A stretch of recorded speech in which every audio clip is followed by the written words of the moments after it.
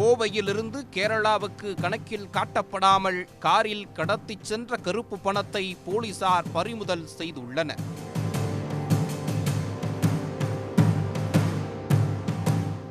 கோவையிலிருந்து கேரளா நோக்கிச் சென்ற காரில் ஹவாலா பணம் கடத்தப்படுவதாக கேரளா போலீசாருக்கு ரகசிய தகவல் கிடைத்தது.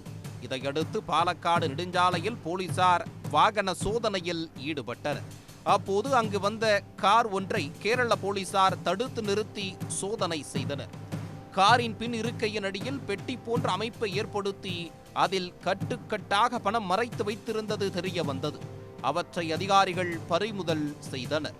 மொத்தம் 1,80,00,000 ரூபாய் பறிமுதல் செய்யப்பட்டிருப்பதாக காவல்துறை அதிகாரிகள் தெரிவித்துள்ளனர். காரில் கடத்தப்பட்டது கணக்கில் காட்டப்படாத கருப்பு பணம் என கூறப்படுகிறது. ஹவாலா ஏஜென்ட்கள் மூலம் அவற்றை கோவையிலிருந்து கேரளாவுக்கு எடுத்துச் சென்ற மலப்புரத்தைச் சேர்ந்த முகமது நிசார் மற்றும் முகமது குட்டி ஆகியோரை போலீசார் கைது செய்துள்ளனர். அவர்களிடம் நடத்தப்பட்ட விசாரணையில் தாங்கள் தங்க வேலை செய்வதாகவும் கோவையிலிருந்து பணம் கொண்டு வந்ததாகவும் வாக்குமூலம் அளித்துள்ளனர். அவர்கள் தொடர்ந்து போலீஸ் காவலில் வைத்து விசாரிக்கப்பட்டு வருகின்றனர்.